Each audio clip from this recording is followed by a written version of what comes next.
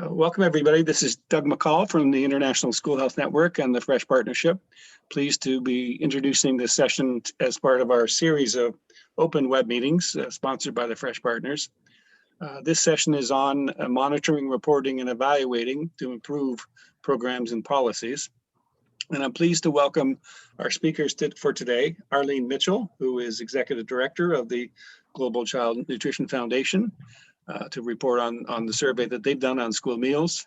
Unfortunately, Annette Schultz, who is manager of the Schools for Health in Europe, Annette has been recovering from an illness and has occasionally suffering debilitating pain. So she's unable to join us today, but I'll skip through a couple of her slides just to give her a sense of her remarks. We did have a chance to talk about it before the session. And then we'll have Annette and perhaps some of her colleagues come back for another session. And Albert Lee, who's Director for the Center for Health Education and Health Promotion at the Chinese University of Hong Kong. And Albert's, as those of you who were listening in on our grandfather talk, is a longtime ally and friend from the school health movement. The session that we're looking at is really a broad topic, and this is typical of the roundtable discussions we've been having as part of the Fresh Partnership. So we're looking at how to improve practices in monitoring, reporting, and evaluating and improving. And it's the last word that I'm hoping we're going to find more ways to work towards, because often monitoring and reporting is a sense of accountability rather than how we can improve the system and how we can improve policies and programs. So that's really the broad goal for the session, and it's going to be an interesting one. Those are the purposes. We're going to learn from 3 examples. We're going to then invite others to share their experiences and examples with us. The third step, if we have time, we're going to try to build a list of better practices, which are on the Schools for All website, that link you see there. And also invite folks to join us in building a collection of summaries and bibliographies and toolboxes. So this is a start of a conversation, which I hope will continue online for those who are really interested. This is a brief attempt to define what we're talking about in terms of monitoring and reporting and evaluating and improving systems. And it's you can see it's jammed in a lot of words here, but it's covering a lot of ground. And that's probably one feature that might be, again, unique. Most of the monitoring and reporting has been quite topic specific or quite program specific. And we're trying to get a broader picture as to the nature of child development, first of all, and then how well they're doing with school-based and school-linked programs. And then also how frameworks such as health promoting schools or community schools or safe schools can be used to coordinate services. Just a tiny word about indicators. Obviously, context, inputs, processes, and outputs. We're all familiar with those kinds of ideas. What's often not understood, though, is that those are always interacting in any given environment. And so the complexity and the non-linear nature of the real world is important, and it's hard to capture when we're doing data, but it's important to keep that in mind as well. And one other thought in the last paragraph on the screen is really that schools and school-based programs and schooling programs can do very important things, but trying to correlate them or to see them as causes for lifelong changes in behaviors or changes in conditions is problematic. And so just a word of caution about what we can expect from school-based and schooling programs, I think, is important to keep in mind too. Whoops.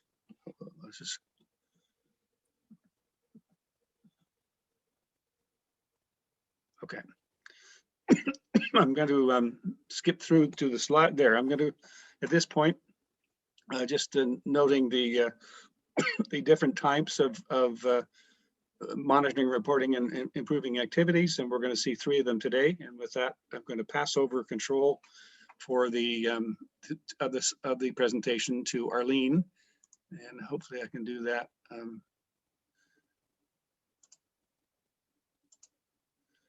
by finding Arlene on the list. Yeah. And Arlene, you should now be host and you should be able to share your screen.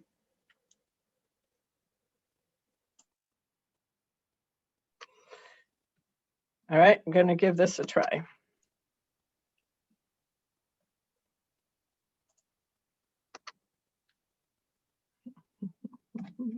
Oops. But I think you have to stop sharing first. Yeah, okay, I'll do that.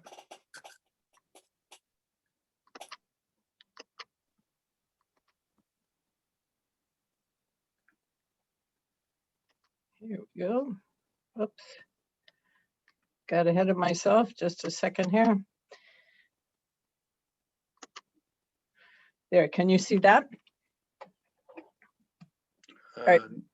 Are you able to see it? Not yet, no. Huh. All right, let me figure out what's going on here.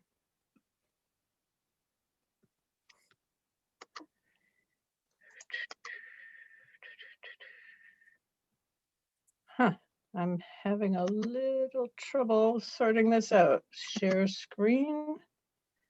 Here we go.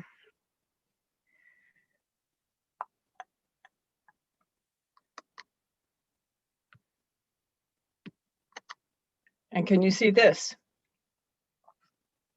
I'm not seeing it yet. Huh. As a backup, we could go to, I have the slides on my slide deck if you wanted to use that. I'm doing everything that has worked in the past and it's not working. So let's, oh, I see. Okay, hang on just 1 second. Nope. Hmm.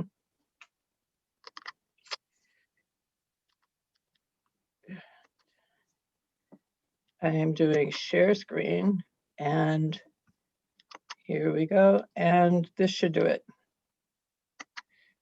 Share. Yes. Yeah, All it's starting. right. There we go. All right. Very nice to be with you all this morning. Well, my time this morning. We're all over the world, so good evening and good day for those who are in other time zones. I'm Arlene Mitchell. I'm with the Global Child Nutrition Foundation, and we're a non-governmental, nonprofit organization focused on school meal programs. Our basic goal is to support governments to manage their own programs.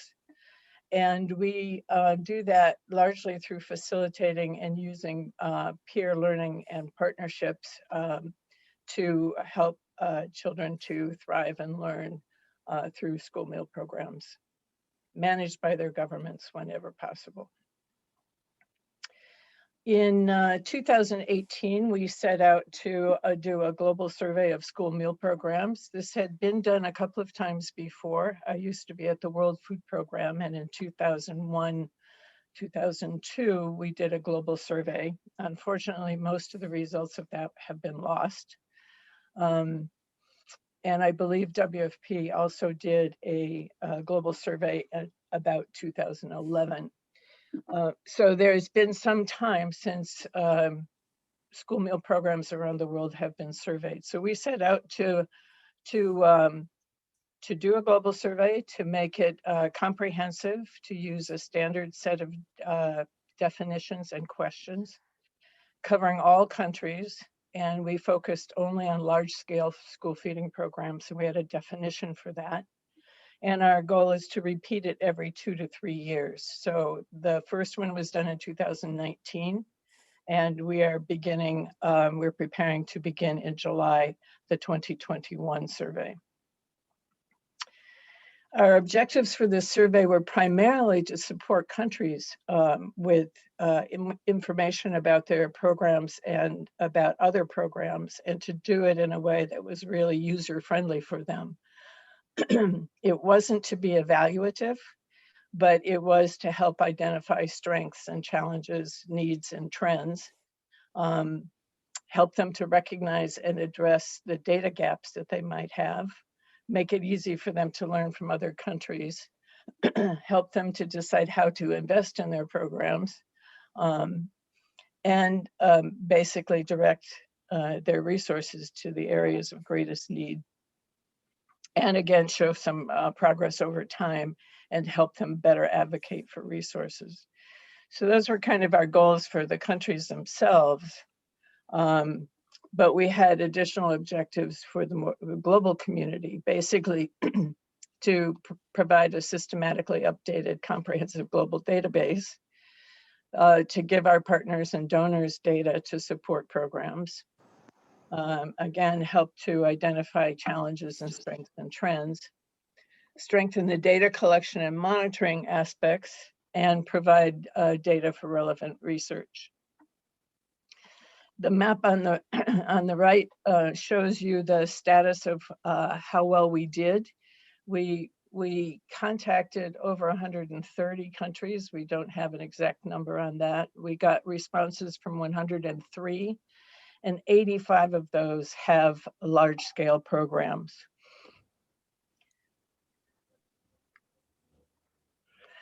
So the survey was very comprehensive. It was almost 40 pages long, page by page, but a lot of it was charts, etc., explanations.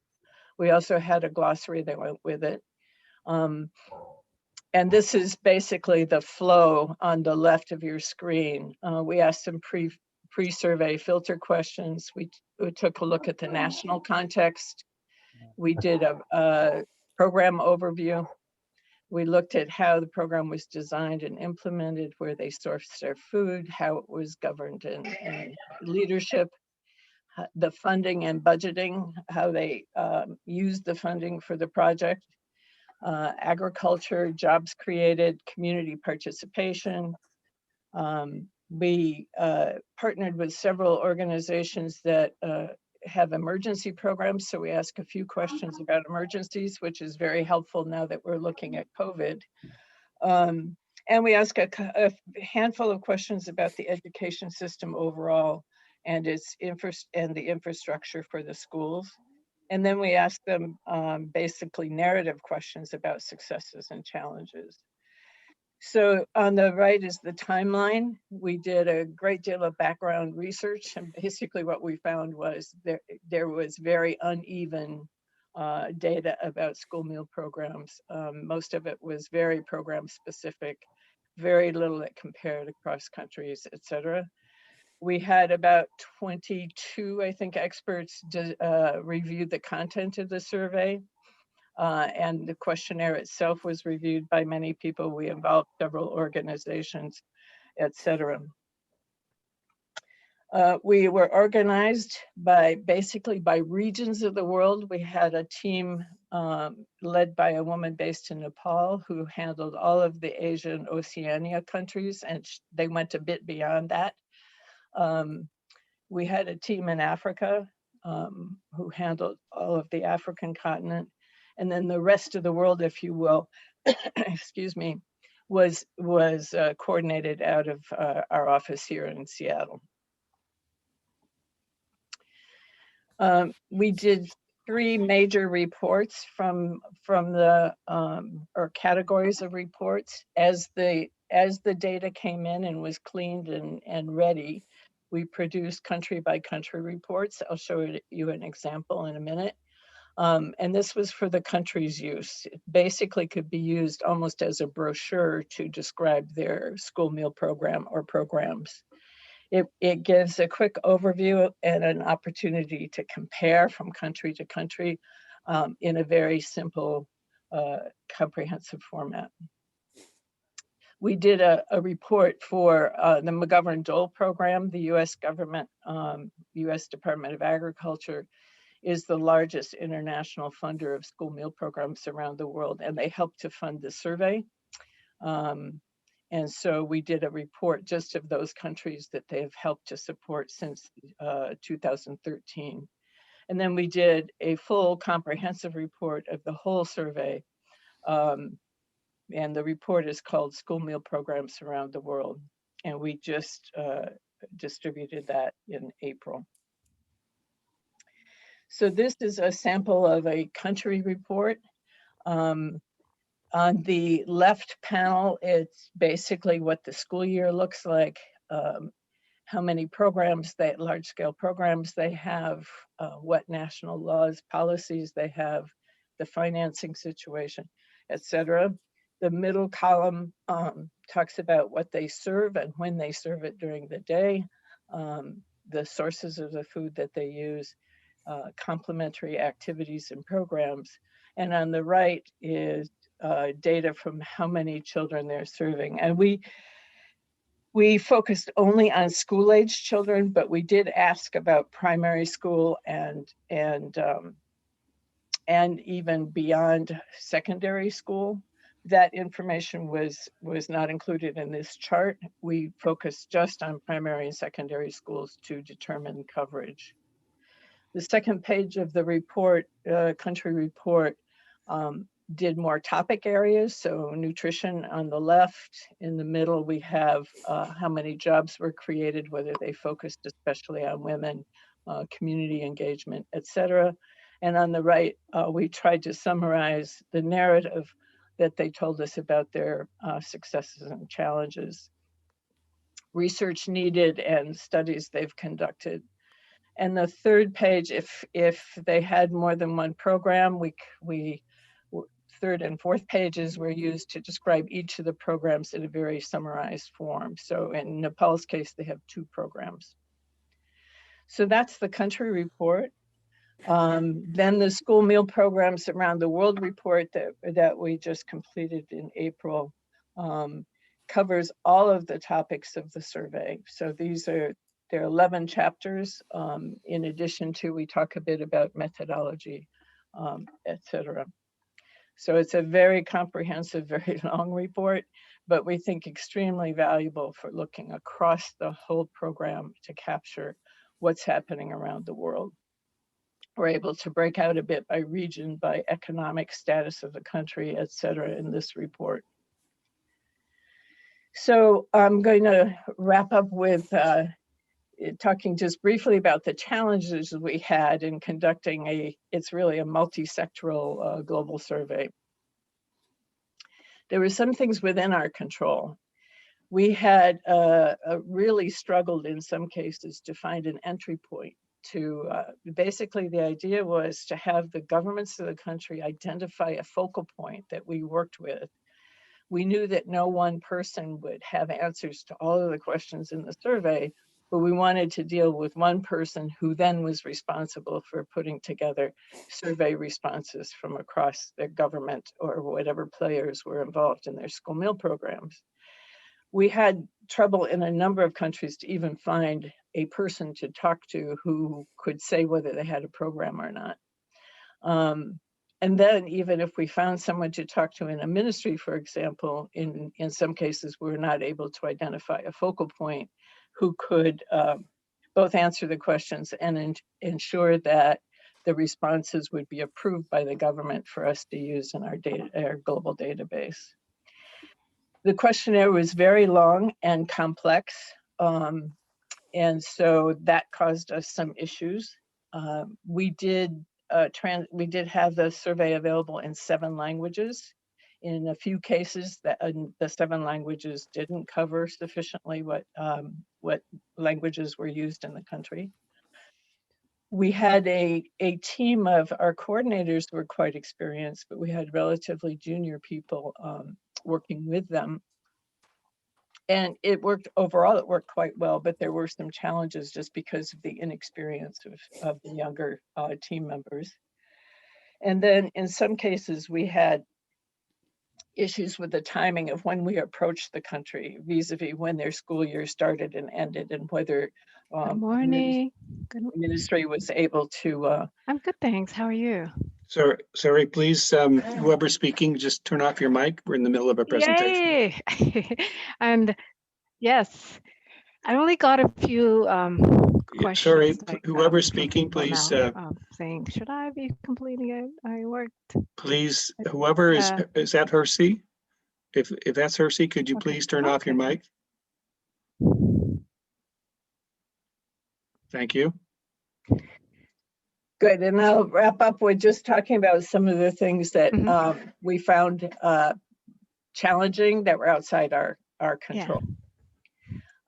First of all, there were several countries that were experiencing natural disasters or civil strife, or were having difficult relations with the United States and didn't want to deal with an organization based in the United States.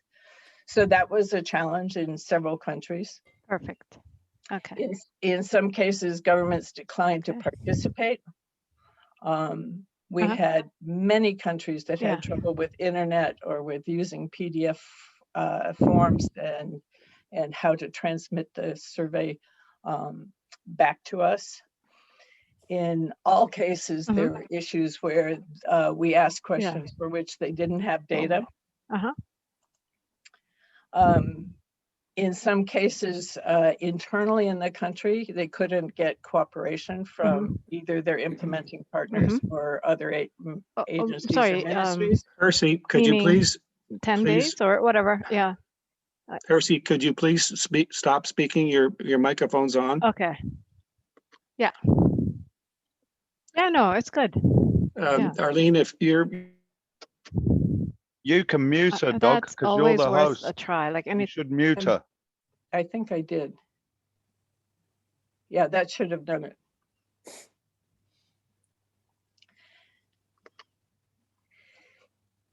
Anyway, just to finish up, there were other competing surveys and activities in a few countries. And then a major challenge was that many countries' programs are decentralized, which made it very, very difficult for them to describe it in a summary kind of a way. And in that case, we developed a state level survey that we have piloted in India. And we have found it to be very helpful to really understand what's happening. Hi, can you hear me? I'm sorry. Yeah.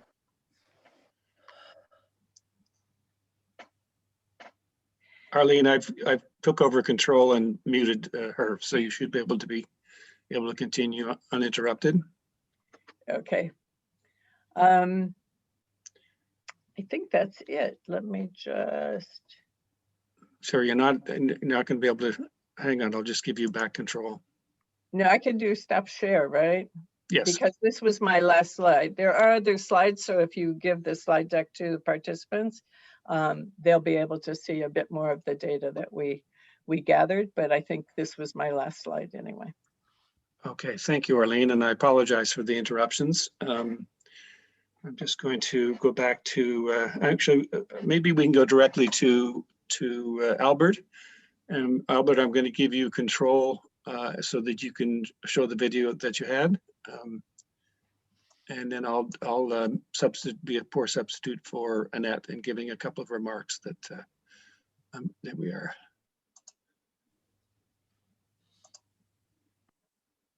Albert, you should now be the host. Okay. I think I may use my slide for presentation rather than using a video, a little bit more lively. Can you see the slide? Yes. Okay.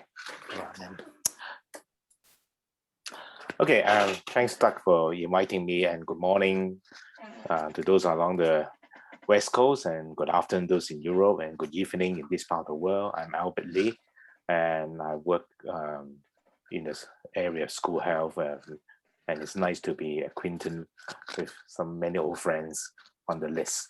And I'm trying to share with you, talking about accreditation award scheme, which is very important part, and we related to monitoring, reporting, evaluating, and improving school health. So I think that has mentioned early on this, we actually be very careful with school health. Being a medical doctor myself, we tend to focus on the mortality, morbidity, but I think it's a lot of data if we don't monitor, we don't make an effort to capture, we miss a lot of the richness of the school health activity. And what we interested, what are the resources available in the school to make the student to learn and live happier and healthier. I think we, apart from the standard outcome, we need to look much broader what constitutes a successful outcome. In the 90s, Alison Moon, my great friend, the English West's Healthy School Award Scheme, and later on we evolve our Hong Kong Healthy School Award Scheme. We develop a detailed system to analyze actually what's happening in individual school, how they reach a standard of health promoting school, and much appreciate the deeper appreciation all the effort the school input in the school-based health promotion. And we also learn from Loy, says like my great mentor again, the comprehensive school health framework, and to really want to capture different aspects of the school life in order to reflect the activity.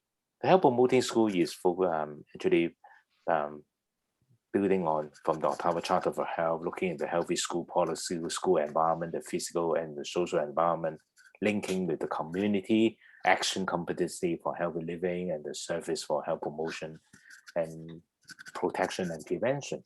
And under each key area, there are several key components that the school should achieve. And under each component, we could develop a set of indicators to facilitate the school to fulfill the standard.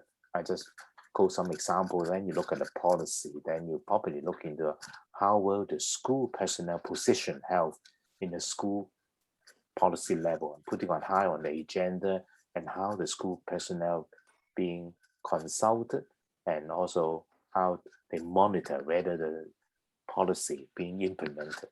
All right, for action competency, apart from looking at whether the student have improved the health literacy, but you also look in how integrate the health into the curriculum and also the curricular activity.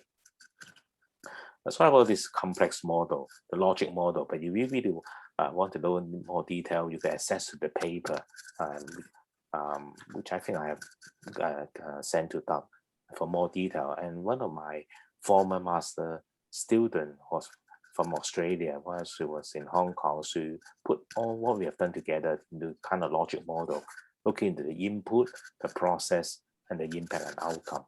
And she tried in the input, she tried to summarize how we build up the infrastructure for health promoting school. For example, how we build up the capacity of the school health educator, how we develop the system of evaluation, building up the student health profile, like for taking reference from the U.S. behavior surveys from the CDC in US, and adding on some other question fitting a local context, how we develop the health promoting school model to give a comprehensive school health profile.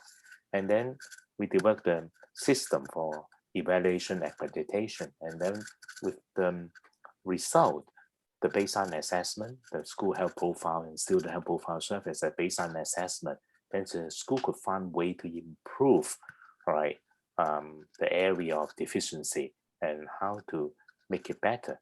And then the school will be accredited to the different level of award, and then they could work, see continuous improvement, right?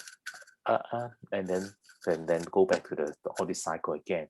And along the way, you could evaluate the outcome from the input, right? What the infrastructure in place, the capacity building, the curriculum. Then you look at the process and how the school put into action, right? So how they implement the policy, how they implement the teaching and learning, and then look at some of the impact, the outcome, like the health behavior and any sort of changing of the school environment.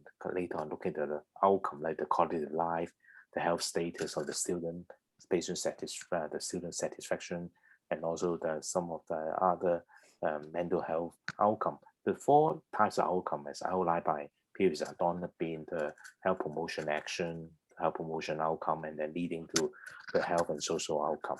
So it's nice to capture this in a logic model, how to use this and to, in a way, to make use of school setting to advance to become a health promoting school at the end of the day, leading to some health behavioral change.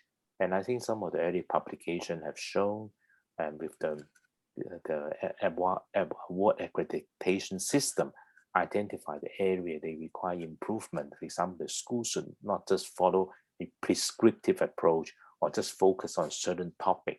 They need to take a much broader perspective and also find out that teachers' understanding of the concept of promoting school become a very important building blocks.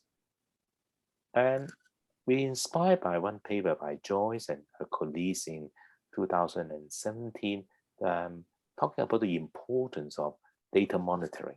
And they quote one example from the Hong Kong Healthy School Award, this kind of audit system to capture data which could lead to motivation of behavioral changes. So we've done some with our data we collect over decades, and I won't break down to the statistic, but you can access the paper because it's actually open access. And then we try to identify core indicator. Why we need core indicator? Because, okay, we have a very comprehensive set of indicator, but for some schools, if they want to start, if times go on, we really want to streamline the indicator so they know what are the important area they need to focus. So we analyze the data set and find out what indicator actually correlate with the better student health outcome. For example, the indicator related to healthy eating environment, do they actually call healthy eating policy? Do they actually correlate with the eating behavior student in the long run?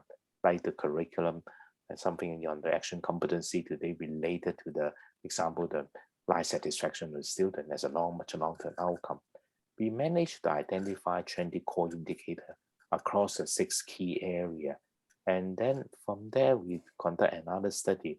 We just published recently, again, is open access paper to look into the evidence around the world, the data from other academic institutions or some government report. Along each indicator, we try to substantiate what should be required to make this indicator reaching a high standard. I'll show you some example, all right? For example, and when you look at the policy, then we know the input. We need a policy on healthy eating. We need a policy on safe school. We need a policy of harmonious school or active school. Then when we deal with the policy, we need to make reference to the important literature, government report, funding from the academic sector, professional sector, and also collaboration with the key stakeholder and the resource person, and then find out whether the school management actually been consulted and informed. And when you look into the school environment, do they have the infrastructure in place to monitor safety, especially now recently disaster planning, and dealing with outbreak, etc. And then on the far right side is the some of the outcome, much longer term outcome. So in a way, you have the indicator starting as an input, and then you do have the certain thing we need to do in the school level, and then we could monitor what kind of outcome in the long run we want to achieve. Okay, I won't go through all of them, but I think those are just give some example. For example, even action competency, also I think you should be involved in teaching and learning, and then the output is how the school should put those in place. For example, the teachers should form the learning groups and also the in a way channel for dissemination information, and how do they record the health education courses, and then leading to some of the measurement of the change of the health literacy. Okay, all right. And I just want to highlight a few exciting development in Taiwan. Taiwan are also over recently have done a remarkable job in the health promoting school movement. And they developed also accreditation standard. They call the Health Promoting School Award Scheme, which is taking reference from the WHO framework, their own school health framework, from their own Ministry of Health and the Hong Kong Healthy School Award Scheme. And they conduct 3 rounds of Delphi process, going through the expert locally. And then they have international expert from different continents. And I was very privileged to be there, all right, and to look through we all gone through the standard, how they develop the framework, and we pay a field visit the school and talk to the parents, teacher, and student, and the community leaders. And we have found one in the paper I fully chair and I did together. We one remarkable finding is the community relationship, a marked improvement between the year 2012 to 2014. And it brought down to the strong leadership of the particular school principal, able to engage the community member or different kind of partners, including the local community, student and family, even ethnic minority, for long-term improvement.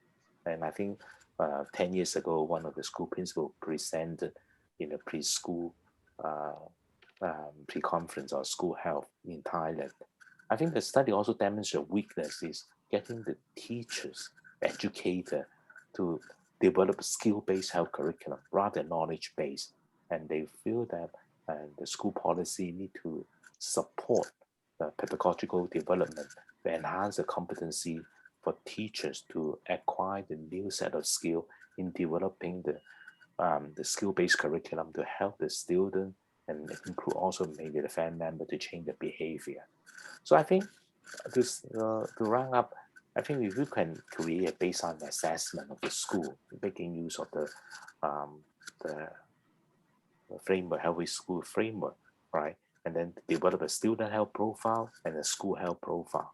And the student health profile can reflect the health well-being of the student as a baseline measurement. The school health profile could identify the strength, weakness, opportunity, and threats. And then you can look into the what intervention strategy should be adopted along the different key area. And then you could correlate any changes because of the change in the school infrastructure or school different area of health promoting school. Do they make any changes of the student health? And then this is kind of like a quality circle, a audit. You can create like an internal audit of the standard health promoting school. Then you go through this kind of audit cycle or like the quality assurance cycle. And then the self-evaluation could be development, could be developed, and the school could reassess, and then that could keep the momentum going as a kind of internal audit cycle. All right, and there's some pictures, and we did a conference in the couple nearly 10 years ago in Thailand, as an ISHN and the ASCD, and with the Taiwan and also the local Thai partners, and we did a smaller scale a few years ago in Hong Kong. We look forward to more of this kind of dialogue in near future. So I think the impact of health promoting school could be on society level as well, particularly now with the COVID situation, right? And if you could do a good job in the school to improve the risk perception, health literacy, it could have an impact on the community control. So I think our aim at health promoting school is to help our students, our young generation, to live, not only live longer, but live the highest value of their life. And a little bit advertisement, and then we'll be finished writing a book on healthy setting approach to sustain population health, which will come out in maybe in 1 or 2 weeks time. If you're interested to have a copy, please email to me, and then we could enlighten me further. For this, I end my presentation, and thank you very much for listening. And I look forward to have your comments. And Great, thank you, Albert. And I'm just gonna, did you make me back into host? I think you did, eh? yes, I think you're back. Yeah, great, thank you. And thank you for that presentation. I think what we'll do is ask for comments and questions at this point, and then invite folks to share their experiences in terms of monitoring and reporting and evaluating and improving. I know we have several people online who have done a lot of work in this area. And then I'll add that as part of that process, I'll try to bring in some of the comments from our European colleagues that Annette was going to make in her presentation. So comments and questions for Arlene or Albert. And I know Martin had a comment, a question about how educators and teacher unions were involved. Maybe you could, Arlene and Albert, if you could respond, how were educators involved in the process, both in the formulation of questions and in the processes used to look at the data? Okay, maybe I start off first. And thanks, Martin, for the question. I think very important that we engage the educator, the teacher much very early on. And we start when 20 years ago when we start, we operate a teacher training course for school health, and then build up the capacity and also build up a core group of teachers.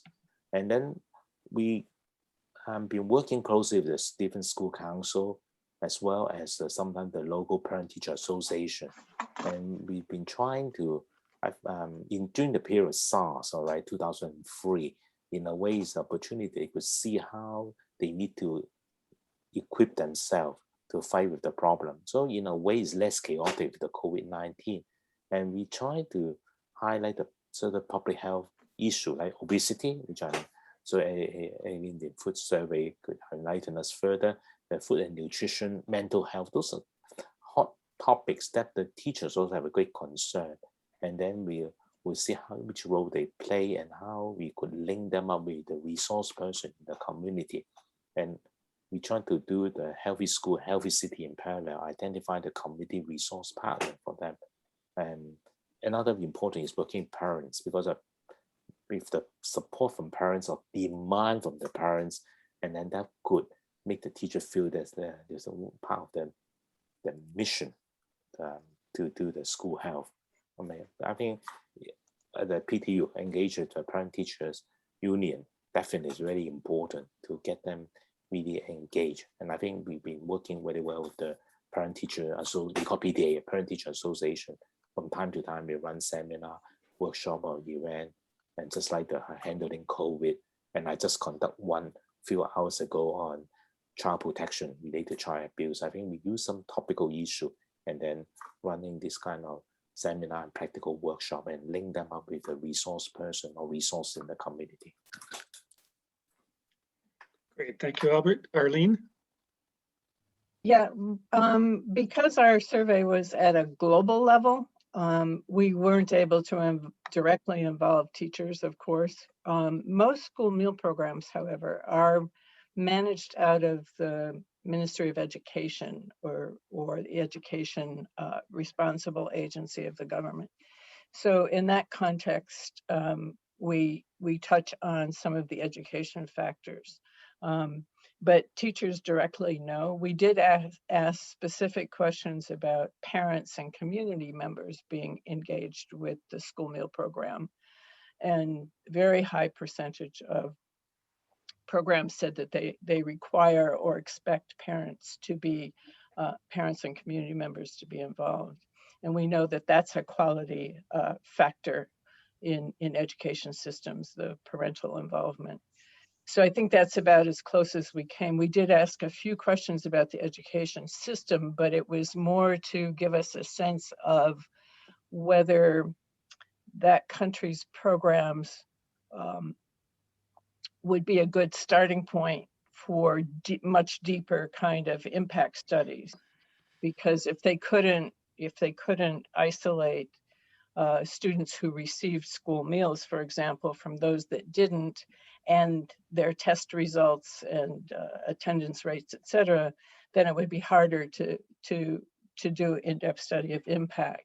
So we were trying to get a sense of where countries keep the kind of data that would allow us to dig deeper on some of these impact issues. Excuse me. Thanks, Arlene. And I have a question from Katerina for Arlene about how much detail you were able to get into in terms of the different aspects of school meal programs. And maybe you could just follow up with that. Yes, we got into considerable detail, particularly from countries that were willing to complete the full questionnaire. We had some countries that I think gave up a little early. But one of the complexities of school meal programs is that you can serve breakfast, you can serve lunch. In boarding schools, for example, you serve dinner, and there's also snacks and take-home rations that are at times given. And there are some cash transfers even that are linked to the students receiving food. So we tried to capture all of those kinds of nuances. What time of day we only did in the context of breakfast, lunch, dinner kinds of questions. We asked program-specific information about what food was served and what complementary activities were included. And we asked the question, well, was it required complementary activity like health education or deworming or menstrual hygiene, those kinds of questions? Or was it required by the government, or was it required by the program, or did it just happen, right? Because we were trying to get a sense of the impact of policies on the delivery of complementary activities. Anyway, we did get quite detailed information about most programs, but it made the questionnaire much more complex, because if you had more than one program, you had to fill out like 6 or 8 sections in much more depth. If you had one program, it was pretty easy to describe the program, but we had a couple of countries that had as many as 4 different large-scale school meal programs going on in the same country. And in fact, one of the things a couple of the government officials told us was this was the first time they had really gotten their heads around what was going on in these programs that had been operating in their countries, but they weren't directly engaged with. So it was a bit empowering for the governments as well. Great, thank you. I have a question from Parvez, which is asking about the survey database that you used, and also maybe a little more general question about presenting the survey data and creating country profiles. Maybe both of it. Well, and I guess in one sense, the use of school accreditation award programs is automatically creating a profile for the country and for the schools. But any comments on that question, Arlene or Albert? How the survey data can be best presented, and have you had experience in creating country profiles? You want to go first, Dr. Lee?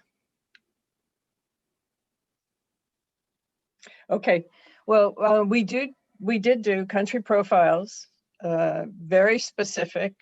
It turned out to be much more challenging than we had originally thought, and we learned a lot from the data cleaning process from 2019 that we'll be applying in this round of survey data gathering and cleaning. But the database is available. We're making it accessible to anyone. If you want access to it, you just need to write us at info@gcnf.org and basically tell us how you would like to use the data, and you can have access to it. This is from the 2019 survey. The 2021 survey, we are shortening the data gathering period to about 7 months starting in July. And we hope to have the data turn around much quicker in this next round of the survey than we did the first time. So we learned many lessons from it about how complicated our survey was and how complicated the data cleaning process was. And I think we've cleaned up some of those things that slowed us down in the 2019 survey. Great, thanks. I'm going to try to open it up to a more general discussion. If you wanted to ask a question or make a comment, we'll try a low-tech, just click on your video so I can see you and just wave your hand. I'd be happy to ask you to make your comment or question. Or you can just turn on your mic and jump right in, and we'll be pretty flexible about taking comments and questions. So, okay, I'm going to kick it off. This is Rahul Mehra. I run an NGO in India, and I do health education. It's a pilot program. And I had a question for Dr. Lee. One of your slides, you mentioned that you're looking at the variables that improve outcomes. And I think you mentioned principal leadership as an important one, which makes perfect sense. My question was, what is the role of parent engagement in health promoting outcomes? And in the age of online, greater use of online technology, it is much easier to do online engagement with parents. Obviously, it only relates to certain socioeconomic status. So could you please comment on that? Okay, thanks a lot for the question. I think parental engagement is fundamental to the success of school health. And I think I mentioned early on. And for the educator, if they feel that, because actually they are the key stakeholder of a school, basically apart from the teacher, the student will be the parents, all right? And in a way, parents are basically in a way the big clients, all right? If they really get engaged, they really want more on help promotion for the student, and that will be obligation for the educator to fulfill the needs. I think parental engagement and now actually you are right. Let make use online because we move away with traditional health talk and basically long working hours. I'm sure the same in India. Long working hours, people may not come, and now recently we conduct several talks through this webinar. We just did one on child protection, and then we have easily have several hundred coming in. And I think that we did one early on, for example, HPV vaccine to prevent cervical cancer. And of course, from time to time, we run something on COVID-19 and the role of family and things like that. I think not only we want them to know more, I think we encourage the school to engage the parents as an active partner, getting them involved in formulating some healthy school policy, right? For example, you involve parents to choose the caterer for the school lunch or design the menu. We may involve the parents to look at how to improve the school environment, physical environment. Of course, may not, and some of the co-curricular activity, right? And then get the parents engaged, involved, and take a part. And some of the parents could be resource parents. Some of the parents may be health professional, they could be psychologists, and they could be social worker, and they do have that expertise to share. And beauty in Hong Kong, most of the school, I would say majority of the school, in the board of governors, we must have a parent, right, a parent representative as member of the school board. That will and that will be very useful, right? Because the board of governors actually is overall determine the strategy, the policy, and there must be a parent, and the parents are actually elected among the parents themselves. So he or she is really truly representative of the parents, and every parent have the right to be elected, I think. And then we run also sometimes workshop for those parent school governors, and I think that actually we did one or 2 years ago, even in the working hours. And still a lot of parents come and end up, some of them are doctor and nurses, so they could be the resource person as well. Sorry, I'm going to jump on to two more people. I have Martin and Roberta who will put up their hands. Martin.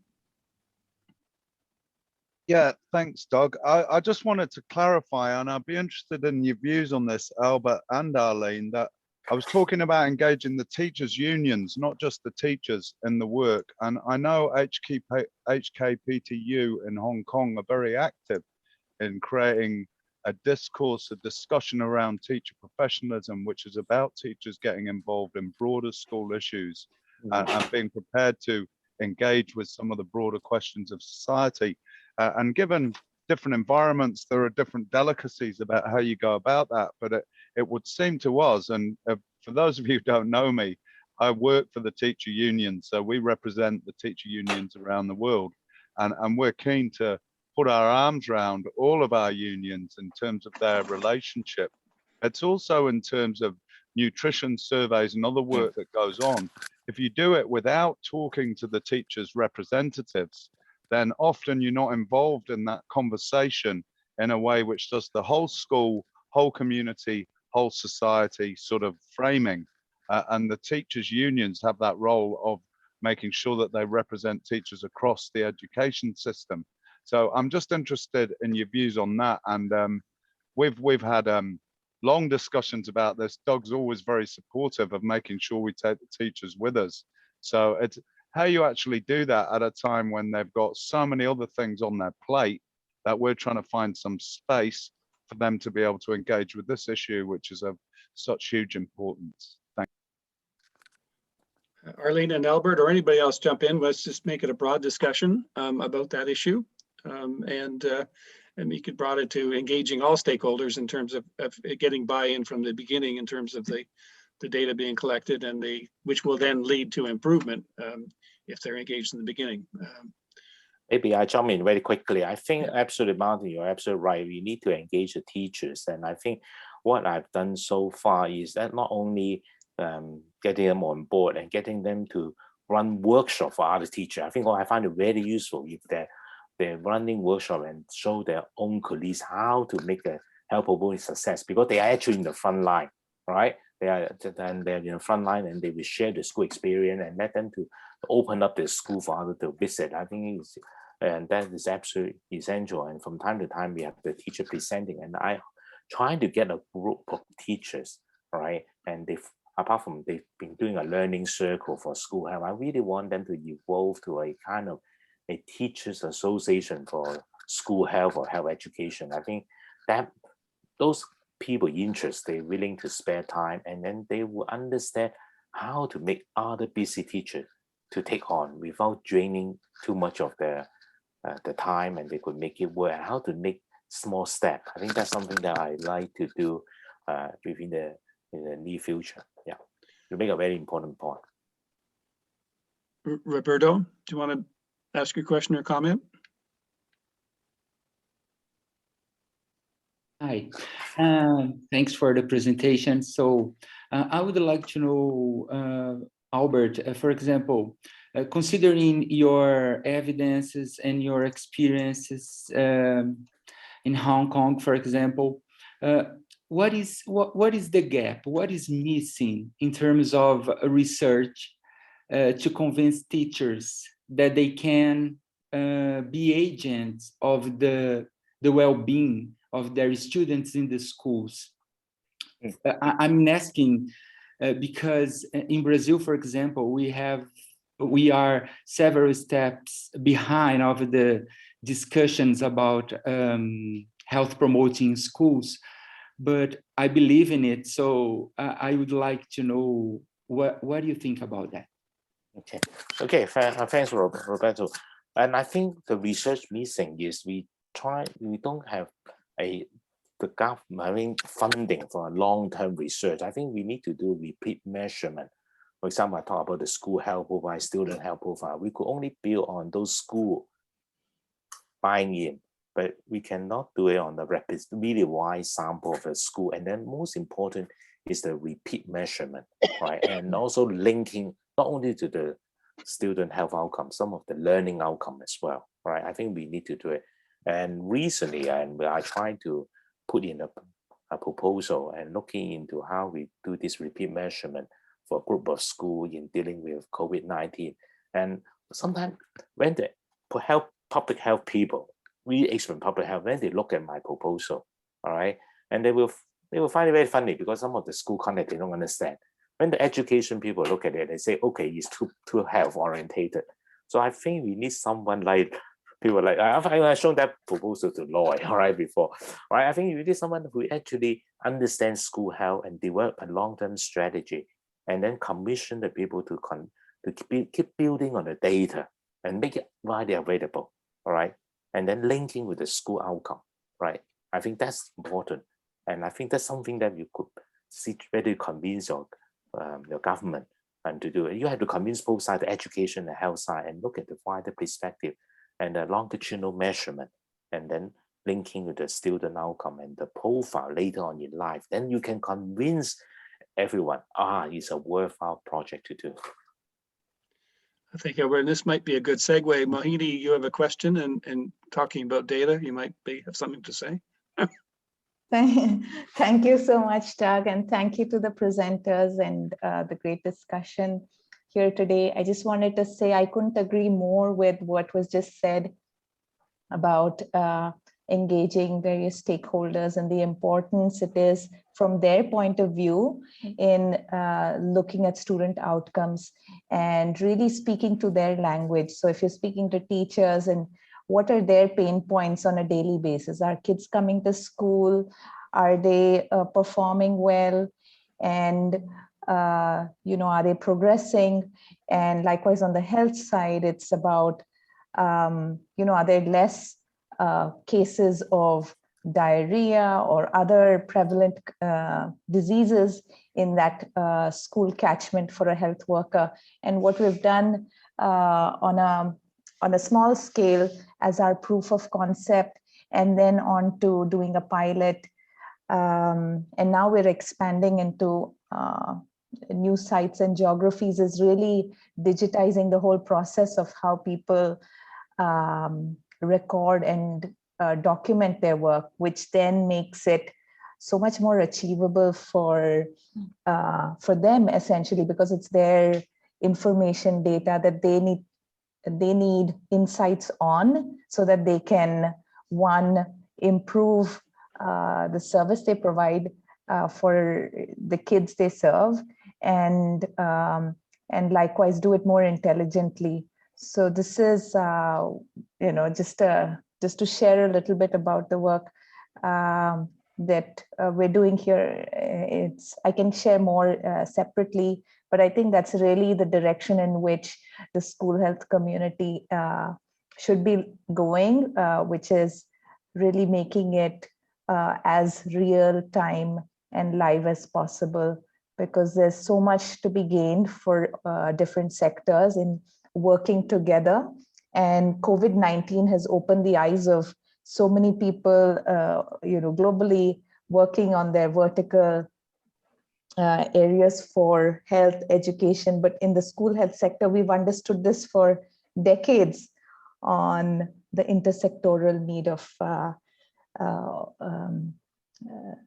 working together to meet outcomes for children and long-term gains. Thanks, Doug. That's all I wanted to say. Thank you, Mohini. And yes, I'm looking forward to an ongoing discussion. I'm going to just go back to our initial slides and try to generalize a bit. We have another 25 minutes for the session, and our speakers are available, but we can, and if people have to go, that's understandable. But the different types of data and the different types of tools that are used are showing on this screen. And we've had a great example of a periodic policy program survey from Arlene. And we have a great example of award accreditation programs discussed by Albert. And there are others as well. But I think there's a couple of challenges in getting ongoing use of data and engaging all stakeholders. And I think it's important to highlight those as we move forward into discussion of MREI. And I think one of them is engagement of stakeholders, but also the process using the data, using the results, or using the monitoring. It needs to go into a self-directed, coherent, and continuous improvement process. And if that doesn't exist in the system, and if there isn't a stakeholder driven process that enables people to focus on aspects that are more important to them, then it's going to be challenging to have something that just doesn't end up on a shelf somewhere, or is examined only by a certain number of people, researchers, or selected policymakers. And so what I'm hoping that from our discussions about this topic is that we can learn more about that monitoring and reporting and evaluating and more importantly, improving process. I did want to highlight, I'm hoping I seem to be stuck here. I'm going to make a couple of comments about the presentation, which we were not able to have from Europe, from the School Health Network in Europe. They have done an excellent overview of their systems. They went through their coordinators. They have established coordinators in every country, and they have an excellent report that's online, and it's linked to the webinar recordings that will be on the Fresh website. But one aspect of that work, for me at least, was that they have a really good profile of their coordinators, who they are, what their needs are, what they're doing, what their job description is.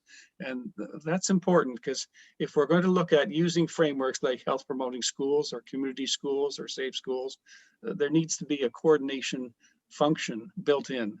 And that's important because if we're going to engage more than just having individual schools, but to look at systems change, we're going to need that kind of coordinated approach at all levels and across several systems. And so that's, I think, an important feature of their work that I thought was very useful to bring in. The second part was they made a distinction in their survey between implementing various school health programs and having a school health framework. And having that framework embedded in not only in the education system, but in other systems. They asked questions about whether the health promoting schools framework was actually a part of the policy of health ministry, the agriculture ministry, the social protection ministry. And so that inter-ministry feature, I think, really needs to be thought about because school health and safety in community schools are really a shared cross-sectoral responsibility. And so that was important for them to, then they've looked at that. And I guess the other feature that I would not dwell on, but I thought was very important, is they asked questions about implementation, about capacity building, about the barriers to implementation, some of which were discussed today.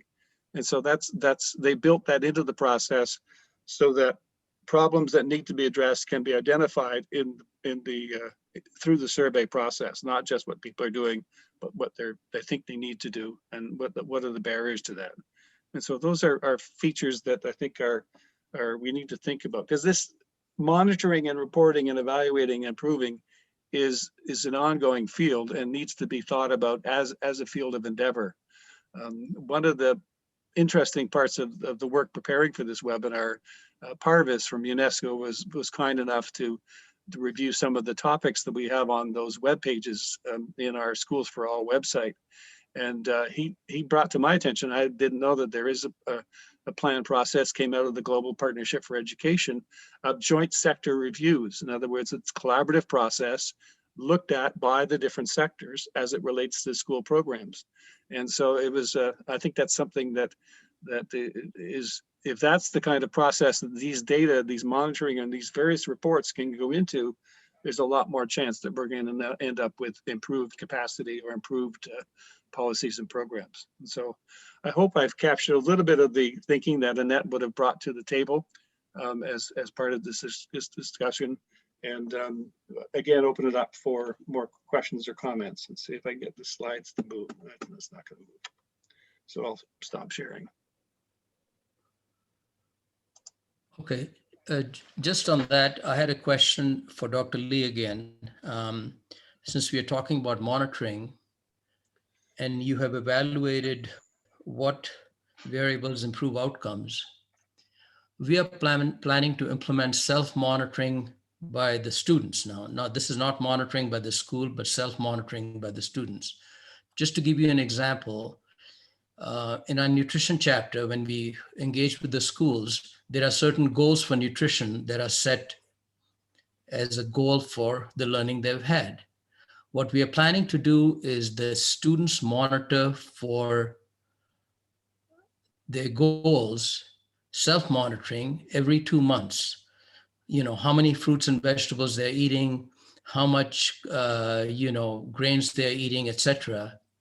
So my question is there any research to indicate what exactly is the impact of this self-monitoring of the students on any health variable on the outcomes? I think I have come across certain literature, the self-reported health status by the student, and in a way have a long-term impact on the certain behavioral change and other health outcome. And I've seen a couple of papers published and with evidence that it's their own self-evaluation of the health, self-reporting. Of course, you always say there's a lot of bias and things like that, but have a, in a way leading to health behavioral change and better health outcome. And looking at other scenario from a clinical point of view, we already have strong evidence. Patients self-monitoring their blood pressure, patients self-monitoring their blood glucose, definitely improve their diabetic control, improve their blood pressure control. And children with asthma, if they self-monitoring their symptom or the lung function and be careful with avoid the allergen, also lead to less attack. So I think self-monitoring leading to better health outcome. You're looking from the clinical perspective, already evidence shown is working. And a lot of time we encourage this kind of self-management. Well, when self-management is successful, they got to do self-monitoring, right? So I think if they monitor their diet and even psychology, they monitor their own the biofeedback, also make some changes. Then some people monitor the biofeedback when they are faced with a stress condition, and then they will learn how to adapt, readjust the emotional. So I think we should actually do more and more on self-monitoring, give them the ownership, give them the responsibility, and get them to observe their own data, and then they will help them to seek the way to improvement. I think that's already, we will look into arguing the self-monitoring and health outcome. There's already a lot of data available, and there are some literature linking self-reported health status related to long-term health outcome. I mean, that's a very important way. It's a kind of self-assessment to move forward. I would like to congratulate your work. Thank you. Thank you, Albert. And I'm hoping I have on the screen now. Yeah, I think we got to it. Yeah. In the web pages that I've referred to, and they'll be linked along with the recording for this session and the slide presentations, you'll find on the FRESH website. There is a discussion about better practices in monitoring and reporting and evaluating and improving. And so we started a list, which I'm hoping you're seeing on the screen. And we're very interested in gathering up our collective wisdom about this. And so the better practices are there, some of which we talked about today, but some of which need to be elaborated and more need to be added. And this is a discussion that's interesting with Albert and Diane Allensworth. I see Diane was online, and Lloyd. Years ago, Albert and I and a few others worked on monitoring and reporting a project with some CDC funding. And so this is an extension of that. We've been able to put together a number of summaries, or start a number of summaries and bibliographies and toolboxes. And you will find there eventually, actually it's a pretty good list already, a number of recent and landmark surveys and studies and projects and reports, and the different types that were shown earlier on the screen. So it's going to be a bit of a good library for people to take a look at. And I'm hoping that others online will be able to make contributions to that, and then perhaps also come back here for another discussion about this, or maybe different specific aspects of it. So the idea is that we need to improve how we monitor, report, evaluate, and improve if that's going to list the systems change. And I actually can't leave without a bit of a research agenda.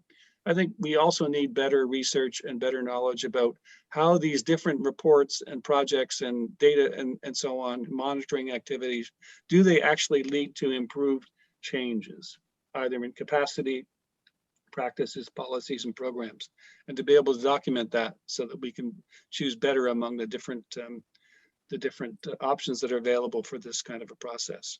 So I'm hoping the session has been good. I've seen several compliments as people have had to leave. Again, I'd like to thank our two speakers, Albert and Arlene, and in their absence, Annette as well, she's prepared for this day, and we'll have to get her back for another day. But any final comments before we close up the session?